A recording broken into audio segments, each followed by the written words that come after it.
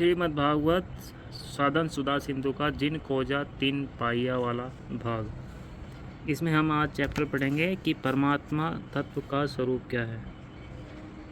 तो इसमें बताते हैं परमात्मा तत्व का स्वरूप है सत्ता मात्र। वह है सब देश में, सब काल में, संपूर्ण वस्तुओं में, संपूर्ण व्यक्तियों में, संपूर्ण अवस्था में, संपूर्ण घटनाओं में, संपूर्ण परिस्थितियों में और संपूर्ण क्रियाओं में है, सत्ता रूप में विद्यमान है। उस चिन्मय ज्ञान स्वरूप सत्ता में तो यह वह कोई भेद नहीं है।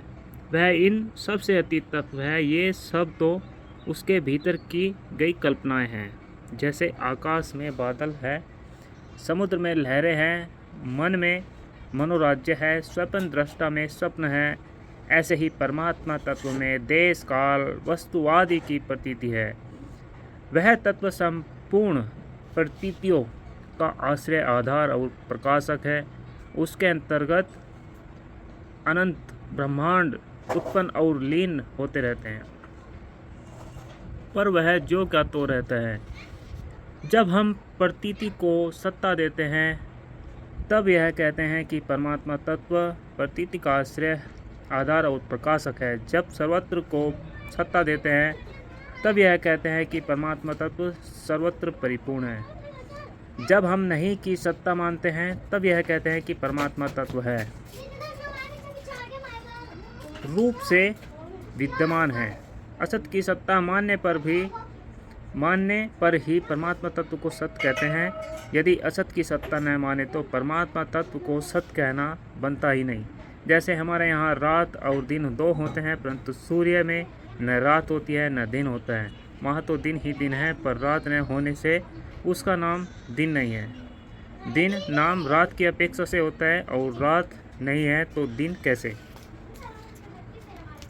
भगवान दिनेश दिन के स्वामी हैं, ऐसा तभी कहना पड़ता है जब दिन की सत्ता मानते हैं। वहाँ लवलेश मात्र भी मोह निशा नहीं है, ऐसा तभी कहना पड़ता है जब निशा मतलब रात की सत्ता मानते हैं। वहाँ दिन और रात कहना बनता ही नहीं।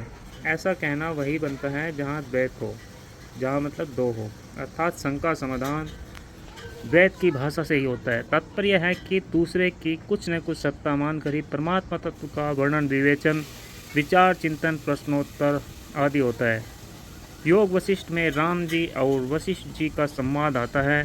राम जी ने वशिष्ठ जी से पूछा कि महाराज, आप जिस ब्रह्म की बात कहते हैं वह ब्रह्म क्या है, कैसा है। यह सुनकर वशिष्ठ जी चुप हो गए। थोड़ी देर के बाद राम जी ने फिर कहा कि महाराज, उस ब्रह्म का वर्णन कीजिए। वशिष्ठ जी ने कहा, मैंने उसका वर्णन कर दिया।